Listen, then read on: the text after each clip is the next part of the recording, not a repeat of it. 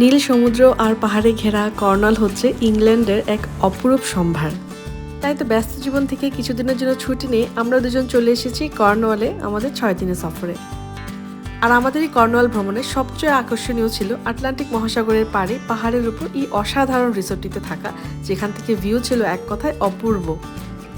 রোদ, বৃষ্টি আর অসাধারণ সানসেট সবকিছু একসাথে উপভোগ করেছি আমাদের এই সি ভিউ কটেজে।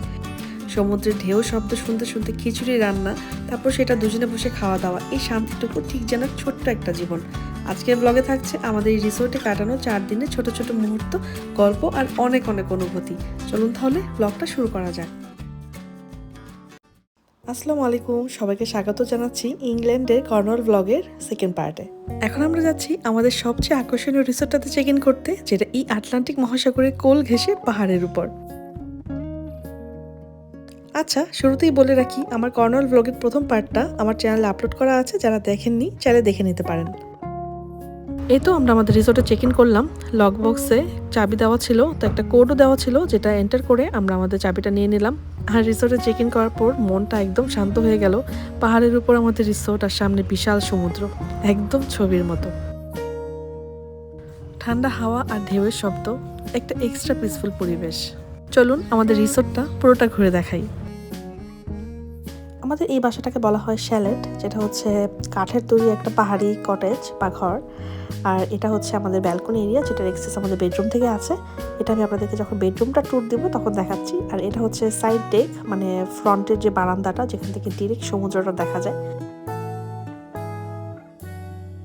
এখন যাচ্ছি আমাদের এই কটেজের ভিতরে। তো ভিতরে ঢুকতেই হচ্ছে ডাইনিং রুম, ডাইনিং আর লিভিং রুম একসাথে। আর লিভিং রুমের ডাইনিং রুমের এই বড় বড় জানলা দিয়ে বিশাল সমুদ্রের যে দৃশ্যটা, সেটা যে কি পরিমাণ সুন্দর ছিল, এটা দেখে জাস্ট মনে হয়েছে সার্থক এটা বুক করা। ডাইনিং আর লিভিং রুমটা এত কজি, এত সুন্দরভাবে ডেকোরেট করা, আর সাথে সামনে সমুদ্রের ভিউ। আধুনিকতার ছোঁয়া তো আছে, যেমন ইলেকট্রিক ব্লাইন্ডস থেকে শুরু করে আমাদের হিটিংয়ের জন্য প্রপার ব্যবস্থা, কারণ আমরা যখন গিয়েছি বেশ ঠান্ডাও ছিল ওয়েদার। আর আমার হাজব্যান্ড যখন থেকে চেক ইন করেছি বাহিরেই বসা, তার এখান থেকে উঠতে ইচ্ছে করছিল না, কারণ ভিউটা এত বেশি সুন্দর। ঘন্টার পর ঘন্টা এমনি বসে থাকা যায়। আমাদের এই শ্যালেট বা কটেজের ওয়াশরুমটা আমার কাছে অনেক বেশি পছন্দ হয়েছে। বাথরুমটা দেখে তো আমি একদম মুগ্ধ। পুরো সুন্দর একটা মডার্ন লুক, স্লিক ফিনিশ আর লাইটিংয়ের কম্বিনেশনে অসাধারণ লাগছিল। একটা ওয়ার্ম আরামদায়ক ফিল আসছিল ভেতরে ঢুকেই। অনেকের প্রশ্ন থাকতে পারে যে এই ধরনের রিসোর্ট বা কটেজ কীভাবে বুক করব। তো booking.com, এয়ারবিএনবি, ট্রিভাগো, এই ধরনের অনেক ধরনের ওয়েবসাইট আছে। তো সেগুলো চেক করলে আপনাদের বাজেট কীরকম, কয় রাত থাকতে চাচ্ছেন কোন প্লেসে, তো সেভাবে সার্চ করলে নিজের পছন্দ মতো এর চেয়ে অনেক ভালো প্রপার্টি ইনশাল্লাহ পেয়ে যাবেন। পুরো বাসাটাই যেহেতু একদম হোয়াইট, সি ব্লু, তারপর হচ্ছে গ্রিন, এই ধরনের কম্বিনেশনে, তো ওয়াশরুমেও সেই টাচটা রাখা হয়েছে। আর ওয়াশরুমের প্রয়োজনীয় যাবতীয় সব কিছুই ছিল, হ্যান্ড ওয়াশ, টিস্যু রোল থেকে শুরু করে শ্যাম্পু, কন্ডিশনার সব কিছুই ছিল। এটা হচ্ছে বেডরুমটাও খুবই ছিমছাম, মানে একদম মিনিমালিস্টিক ওয়েতে ডিজাইন করা। আর পুরোটা রিসোর্টে কিন্তু আসলে 2 জন মানুষ থাকতে পারে, ঠিক ওইভাবেই ডিজাইন করা।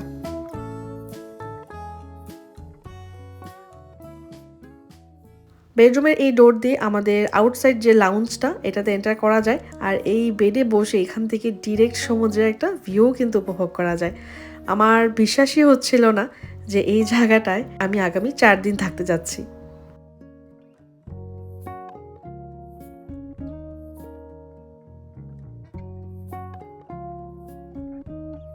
এখন চলে যাই কিচেনে ঢুকে মনে হচ্ছিল যে আমি আমার বাসায় কিচেনে চলে আসছি।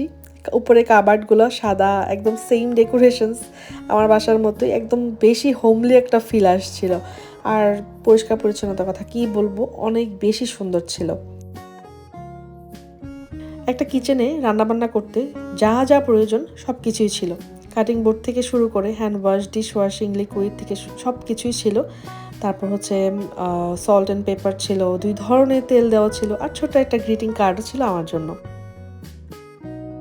মাইক্রোওয়েভ আছে। তারপর এখানে হচ্ছে টি, কফি এবং সুগারও দেওয়া ছিল। ডিম আর তেলটা আমরা নিয়ে আসছিলাম আসার সময় একটা গ্রোসারি থেকে। তো বিভিন্ন ধরনের সুইট ট্রিটস ছিল, ছোট ছোট বিস্কুটের যে প্যাকেটগুলো থাকে। আধুনিক যত ইকুইপমেন্টস, মাইক্রোওভেন থেকে শুরু করে কেটেল, টোস্টার সব কিছুই, ইভেন ডিশ ওয়াশারও ছিল। আর এই কিচেনে আমি কিন্তু মজার খিচুড়ি রান্না করব, তো দেখতে হলে পুরোটা ভিডিও আশা করি সাথে থাকবেন। এই রান্নাঘরের সবচেয়ে দারুণ ব্যাপার কি ছিল জানেন? এখান থেকে একেবারে সোজা সমুদ্র দেখা যায়। রান্নাঘরের জানালা ঠিক সামনেই যদি থাকে এমন প্রশান্ত সমুদ্র, ঢেউয়ের শব্দ আর দূরে পাহাড়, মানে এক অন্যরকম অভিজ্ঞতা। আলহামদুলিল্লাহ। ভ্যাকেশন ২ ধরনের হয়, একদম সারাদিন অ্যাডভেঞ্চার করা আর একটা হচ্ছে একদম রিল্যাক্সিং। আমার এবার দরকার ছিল খুবই রিল্যাক্সিং একটা ভ্যাকেশন, তাই এমন একটা জায়গায় বুক করবো ভাবছিলাম যেখানে থাকবে শুধু ঢেউয়ের শব্দ, ঠান্ডা বাতাস আর প্রকৃতি, একদম নিরিবিলি। ঠিক সেই কারণেই আমি এটা বুক করেছি। পুরো বাসার যেদিকেই তাকাই চারপাশ থেকেই সমুদ্রের ভিউ, রান্নাঘর, বেডরুম, এমনকি বসার জায়গা থেকেও সাগরের ঢেউ দেখা যায়। দিন রাত শুধু ঢেউয়ের শব্দ আর বাতাসের ছোঁয়া। এই ফিলিংটা সত্যি ভোলার মতো না। ঘন্টার পর ঘন্টা আমি এখানে বসে থেকেছি। মোট 4 দিন থাকবো আমরা এই জায়গায়, কিন্তু মনে হচ্ছিল 1 মাস থাকলেও কম হয়ে যাবে।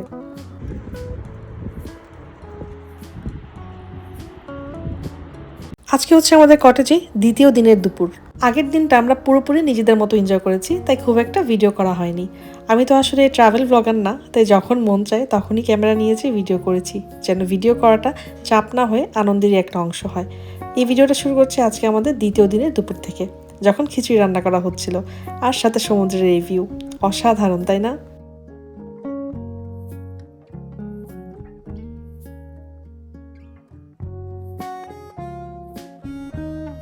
হাঁড়ি পাতিল সব কিছু হয়ে রান্নাঘরেই তো ছিল। আমি আসার সময় শুধু চাল আর ডাল নিয়ে এসেছিলাম, আর এখানে আসার পর একটা গ্রোসারি থেকে পেঁয়াজ, কাঁচামরিচ, ধনেপাতা এগুলো কিনে নিয়ে আসছি। এখন রান্না করব খিচুড়ি আর ডিম ভুনা। যেহেতু সাথে আর কোনো তরকারি নেই, তাই খিচুড়িটা একদম ভুনাও করব না, আবার একদম পাতলাও হবে না, একটু মাখা মাখা রাখবো, যাতে খালি খালিও খাওয়া যায় আর কি, সেজন্য। আর এই তো টুকটাক মশলাপাতি। এইটা হলুদটা হচ্ছে আমরা এখানে এসে কিনেছি, আর ছোট্ট একটা বোতলে একই সাইজেরই আমি আলাদা করে সবসময় হলুদ, মরিচ, ধনিয়া, জিরাটা একসাথে নিয়ে রাখি, যাতে কখনো কোথাও হুটহাট রান্না করতে হলে, ঘুরতে গেলে প্রয়োজন হয় আর কি। আর ওদের এই রিসোর্টই ছিল হচ্ছে এই কোয়ার্স সল্টটা, ফাইন সল্ট ছিল না, তো সেই জন্য আমাকে এটা গুঁড়া করে নিতে হয়েছে। আমি ফার্স্টে ভাবছিলাম এতটুকু তো হবে কি না, পরে দেখলাম যে খিচুড়ি এবং ডিম ভুনাতে লবণ দেওয়ার পরেও আরও বেশ অনেকটুকু রয়ে গিয়েছিল।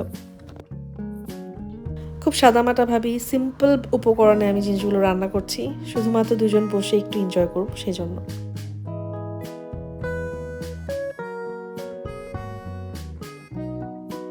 রান্না শেষ, এবার পরিবেশন করা পালা। খুব বেশি কিন্তু কিছু ছিল না, খিচুড়ি, ডিম ভুনা আর এই কটেজ থেকে আমাদের জন্য দেওয়া 2টো কোল্ড ড্রিঙ্কস। সামনে সমুদ্রের ভিউ, চারপাশে শান্ত বাতাস। আমরা কিন্তু এই দুপুরটা বেশ উপভোগ করছিলাম। এরকম সাধারণ একটা খাবারও যখন এমন পরিবেশে খাওয়া যায়, তখন সেটা অনেক স্পেশাল হয়ে যায়। কোনো তাড়াহুড়া নেই, কোনো কাজের ডিস্টারবেন্স নেই, জাস্ট এত সুন্দর শান্ত একটা প্রকৃতি, সমুদ্র আর এই ঘরোয়া খাবার, আর কি লাগে।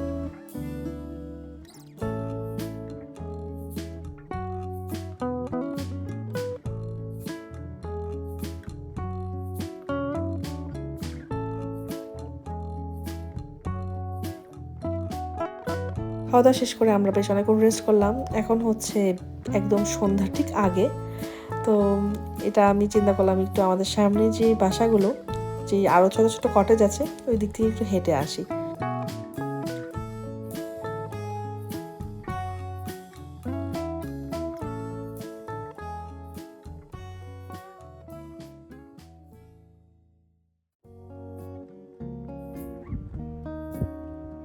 এটা পরের দিন সকালবেলা।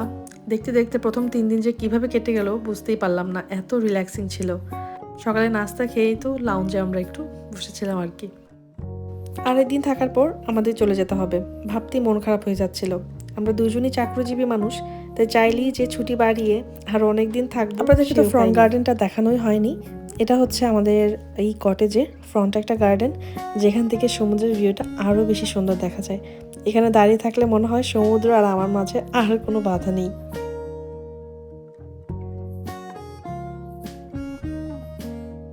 এখন সন্ধ্যা, দুজন বসে চা খাবো, সেই জন্য চা বানানোর প্রিপারেশনস করছি।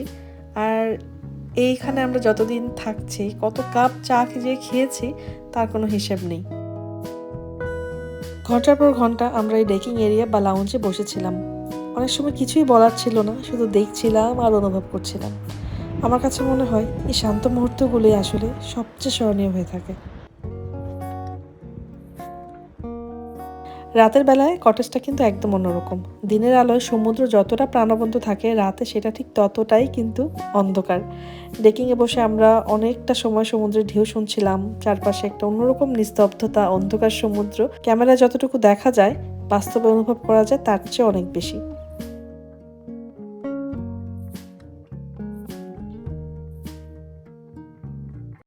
এটা নেক্সট ডে মর্নিংয়ে আমরা চলে আসছি টিন্টাচেল ক্যাসেলে। আমাদের আগে থেকে বুকিং করা ছিল। এটা কর্নওয়ালে আসলে মাস্ট ভিজিট একটা প্লেস। আমি এটা নিয়ে ছোট্ট একটা ভ্লগ খুব সুন আপলোড করব। আশা করি যাদের ভালো লাগবে দেখে নিতে পারবেন। ঘোরাঘুরি করে আমরা আমাদের কটেজে আবার চলে আসছি, কারণ আমরা চাচ্ছিলাম লাস্ট সন্ধ্যাটা আমরা আমাদের কটেজে কাটাই। আর এত সুন্দর একটা সূর্যাস্ত যে আমাদের জন্য অপেক্ষা করবে সেটা কিন্তু আমরা একদমই জানতাম না। আলহামদুলিল্লাহ। পুরো কর্নওয়াল অনেক বেশি বড়, আর এই কর্নওয়ালে ছোট ছোট ভিলেজ আর টাউন একবারই 5-6 দিনের ট্যুরে ঘুরে দেখা একদমই সম্ভব না। হয়তো নেক্সট টাইম আবার আসবো, অন্য কোনো টাউনে থাকবো বা ভিলেজে থাকবো, আপনাদেরকেও অবশ্যই নিয়ে যাব সেখানে। এখন আর কথা না বাড়াই, এত সুন্দর একটা সূর্যাস্ত, চলেন একসাথে উপভোগ করি।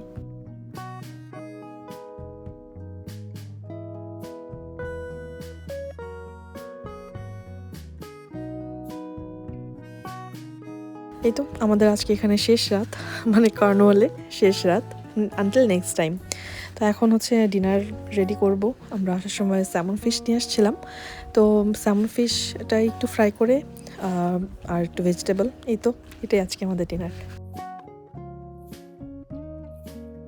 এই কিচেনটা কাজ করে সত্যি এত শান্তি পেয়েছি, মনে হচ্ছিল পুরো আমার নিজের বাসার কিচেন। আমার গলার আওয়াজ এখনও প্রপারলি ঠিক হয় নাই, তাই হয়তো এক এক সময় এক এক রকম শোনা যাচ্ছে। আমি আন্তরিকভাবে দুঃখিত। আজকে আমাদের কটেজে শেষ রাত, আর মনে হচ্ছিল সময়টা কিভাবে এত দ্রুত কেটে গেল। খুব মন খারাপ হচ্ছিল, কারণ এই শান্তি পরিবেশ এগুলো ছেড়ে একদমই চলে যেতে ইচ্ছে করছিল না। চাই না এতক্ষণ পর্যন্ত কারা কারা ভিডিওটা দেখছেন, যদি ভালো লেগে যায় আর আমার চ্যানেলে আজকে নতুন হয়ে থাকেন, আপনাকে অনেক ওয়েলকাম। চাইলে সাবস্ক্রাইব করে রাখতে পারেন। এই তো আমরা আজকে চলে যাব। ঘুম থেকে উঠেই দেখি খুব জোরে বৃষ্টি শুরু হয়ে গিয়েছে। এই তো আমরা যাওয়ার আগে যেসব জিনিস ব্যবহার করেছি চেষ্টা করেছি সব কিছু গুছিয়ে রেখে যেতে। এয়ারবিএনবিতে থাকার একটা সাধারণ বদ্ধতা এটা, আর দায়িত্বও বটে। আর এখানে স্পষ্টভাবে বলা ছিল আমাদের গার্বেজ ব্যাগটা যাতে বাইরে রেখে যাই, সেটাও করেছি। প্রতিটি এয়ারবিএনবিতেই কিছু ছোট ছোট নিয়ম থাকে, সেগুলো মেনে চললে কিন্তু পরিষ্কার পরিচ্ছন্নতাটা বজায় থাকে। তাই আমরা যারা ট্রাভেল করি তাদের উচিত এই নিয়মগুলোকে আসলেই গুরুত্ব দিয়ে দেখা। যেদিন আমরা এই কটেজে এসেছিলাম সেদিন ছিল একদম রৌদ্রোজ্জ্বল ঝকঝকে একটা দিন, সব কিছু নতুন, আনন্দ উত্তেজনায় ভরা। আর আজ যেদিন বিদায়ের সময়, চারপাশে ঝিরিঝিরি বৃষ্টি, একটা মেঘলা মন খারাপের একটা মনে হচ্ছে আবহাওয়া। মনে হচ্ছে প্রকৃতিও যেন বুঝে গেছে আমাদের আসলেই ছাড়তে ইচ্ছে করছে না।